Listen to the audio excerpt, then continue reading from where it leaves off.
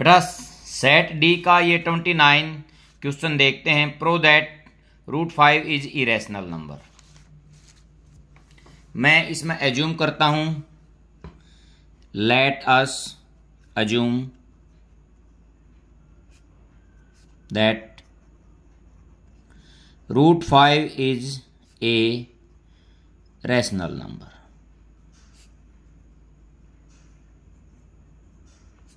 यदि √5 rational number है तो √5 is equal to P by Q। P and Q are integers और Q not equal to 0 and coprime. ये दोनों integers हैं और कोप्राइम है बेटा। अब इनकी क्रॉस मल्टीप्लाई करता हूं, P is equal to √5 Q squaring both side.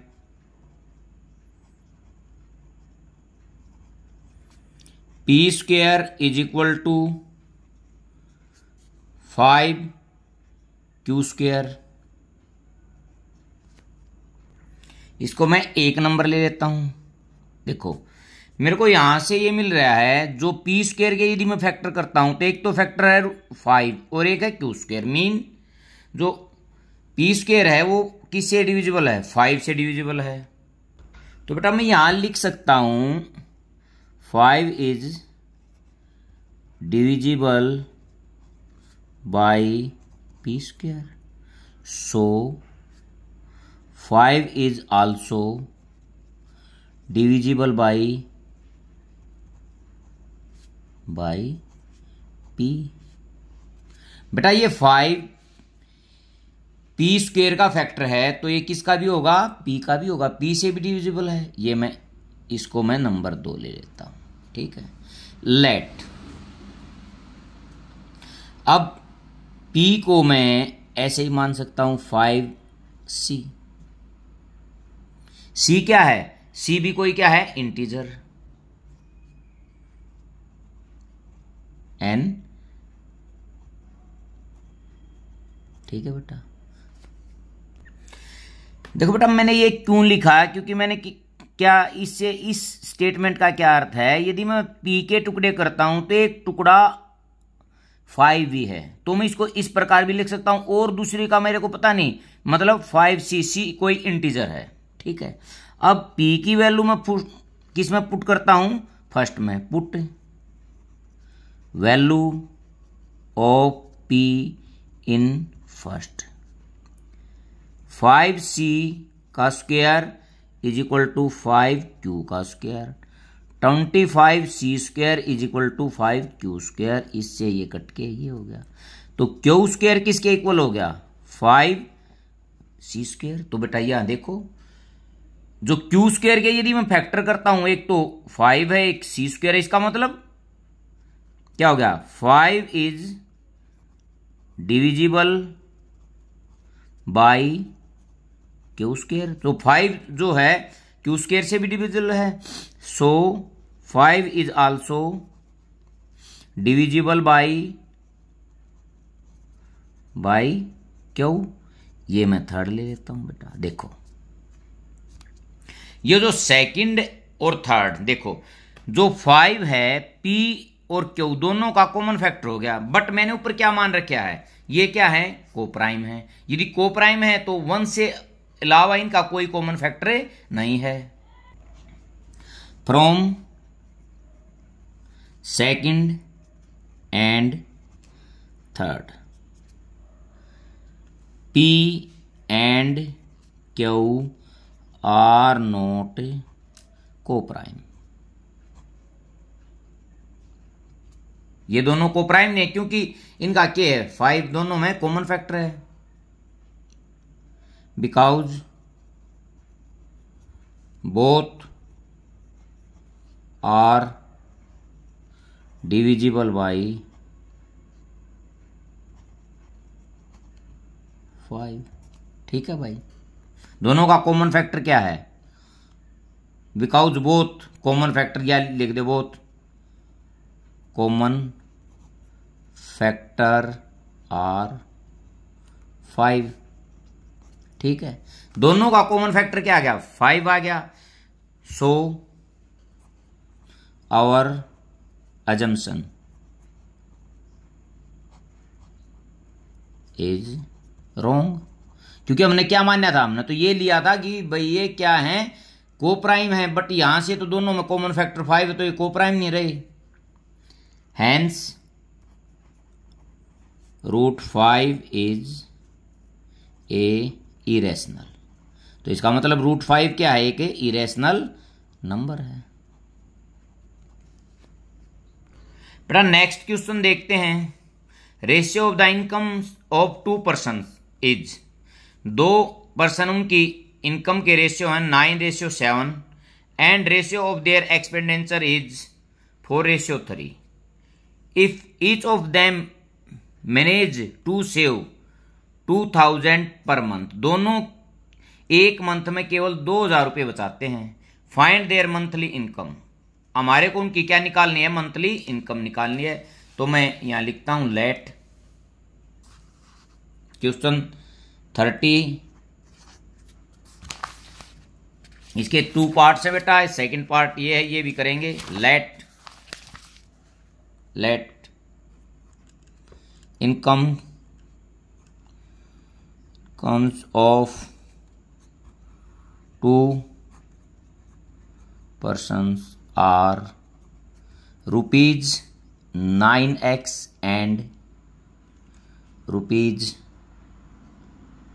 7x। देखो बेटा मैंने x क्यों लगाया? जब मैंने इनके रेशियो निकाले तो जो इनमें HCF था, जो कॉमन था, वो क्या हो गया? कट गया था। तो मैंने मान लिया जो कटा था वो क्या था? x था। Let their monthly expenditure are rupees, ये 4:3 है तो 4y एंड rupees 3y। ठीक है बेटा, 4, क्योंकि इनमें जो HCF होगा वो इनका कट जाएगा। According to statement, according to question, देखो बेटा पहली स्टेटमेंट क्या कह रही है? 9x - 4y = 2000। ये एक होगी, क्योंकि उसकी टोटल जो इनकम है 9x है, वो एक महीने में कितने खर्च करता है? 4y खर्च करता है। इनकम में से खर्चा घटा देंगे तो कितना बचेगा? सेविंग हो जाएगी। सेविंग कितनी कह रहा है? 2000 कह रहा है। इसी प्रकार सेकंड में 7x - 3y = 2000, ये मेरा सेकंड हो गया। अब देखो बेटा, यदि मैं एलिमिनेशन मेथड से करता हूं तो इसको 3 से और इसको 4 से, या इसको 7 से इसको 9 से। देखो इक्वेशन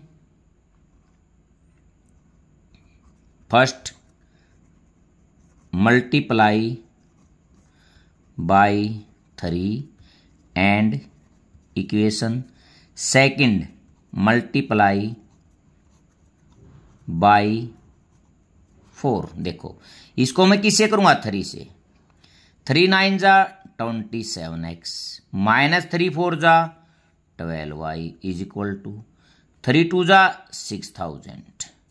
अब इसको किससे करूंगा? 4 4 7 जा 28x -12y = 8 4 2 जा 8 बाई सब्ट्रैक्ट। क्यों बेटा? क्योंकि दोनों के निशान जो मार्क्स हैं वो सेम है, उनको चेंज नहीं करूंगा जब तक अपोजिट नहीं होंगे, जब तक कटेंगे नहीं। अब यहां देखता हूं मैं, -x = -2000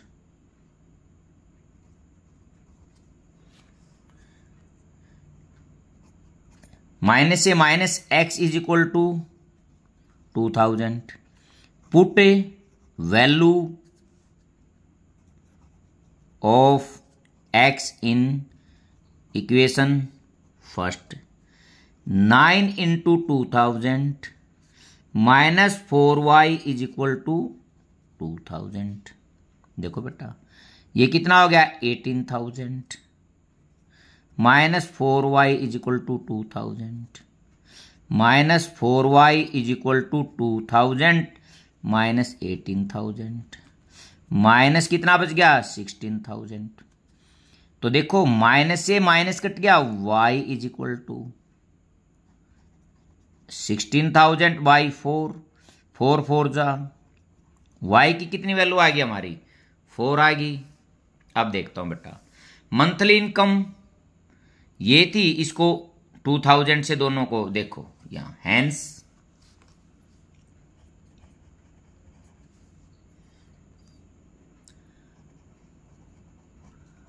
monthly income of 2 person. देखो बेटा 9 rupees 9 into 2000 and rupees 7 into 2000, ये कितना हो गया, एक तो 18 एंड ये 14, यही हमने इसमें फाइंड आउट करना था बेटा। 30 जो क्वेश्चन है उसका सेकंड देखते हैं, और वाला larger of 2 supplementary angles exceeds smaller by 18 degrees find them. तो मेरे को ये दोनों एंगल फाइंड आउट करने हैं। देखो late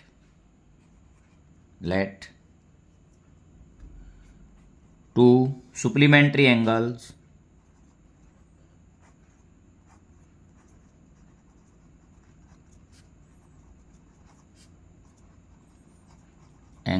are x and y ले लेता हूं मैं, x को बड़ा मान लेता हूं, y को छोटा मान लेता हूं, ठीक है बेटा। अकॉर्डिंग टू फर्स्ट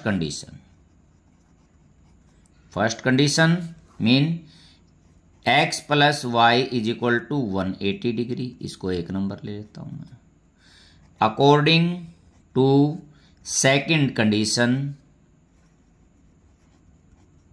देखो बेटा जो लार्जर है वो स्मॉलर से 18 ज्यादा है, तो ये बात होगी, ये सेकंड है। Put value of x in equation first में x की वैल्यू रख देते हैं। y plus 18 plus y is equal to 180, 2y is equal to 180 minus 18, 2y is equal to, देखो बेटा 10 में से 8 जाएगा 2, अब यहाँ 7 में से 162, तो y is equal to 162 by 2, 2 8 जाओ 2 1 जा, ठीक है। y की वैल्यू आ गई 81। Put value of y in equation second, ये सेकंड है हमारी equation. x is equal to 81 plus 18, देखो बेटा 99, ठीक है। हैंस रिक्वायर्ड एंगल्स आर, एक एंगल कितना है 99 का और दूसरा कितना है 81 का, दोनों में देखो गैप देखेंगे तो कितना है 18 है, और दोनों का सम कितना है 180 है।